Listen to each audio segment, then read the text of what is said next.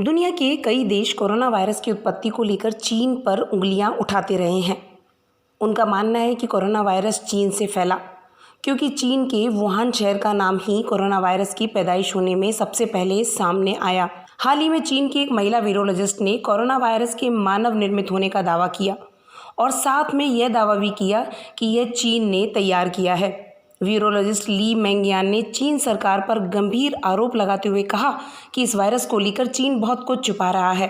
उन्होंने कहा कि मैं दावे के साथ कह सकती हूँ कि यह एक चीन द्वारा मानव निर्मित वायरस है। उन्होंने कहा, मेरे पास इसके सबूत हैं और मैं ये साबित कर दूंगी। अब इस मामले में ताज़ा अपडेट ये है कि अब इसी वैज्ञानिक ने 3 और रिसर्चर्स के साथ मिलकर सबूत पेश कर दिए हैं। उन्होंने एक वेबसाइट पर वायरस से जुड़े सबूत प्रकाशित किए हैं। ली मेंगयान ने रिपोर्ट में जीनोमिक, स्ट्रक्चरल, मेडिकल लिटरेचर पर आधारित सबूत पेश किए हैं। उन्होंने कहा है कि इन सारी बातों को अगर एक साथ करके देखें तो ये मूल थ्योरी का खंडन करती हैं कि वायरस प्रकृति से इंसानों में आया। ली मेंगयान ने इससे पहले कहा था कि कोरोना लैब में बनाया गया, इसे समझने के लिए साइंटिस्ट होने की ज़रूरत नहीं है। कोरोना वायरस के जीनोम के असामान्य फीचर से पता चलता है कि इसे लैब में तैयार किया गया है, न कि यह प्राकृतिक तौर से इंसानों में आया।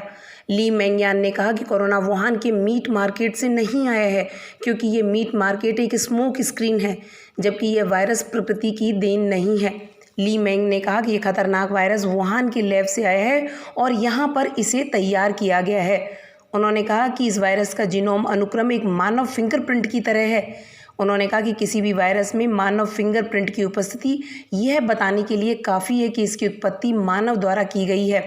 ली मेंगयान का कहना है कि सबूत बताते हैं कि बैट कोरोना वायरस ZC45 या ZXC21 के टेम्पलेट पर इस वायरस को लैब में तैयार किया गया।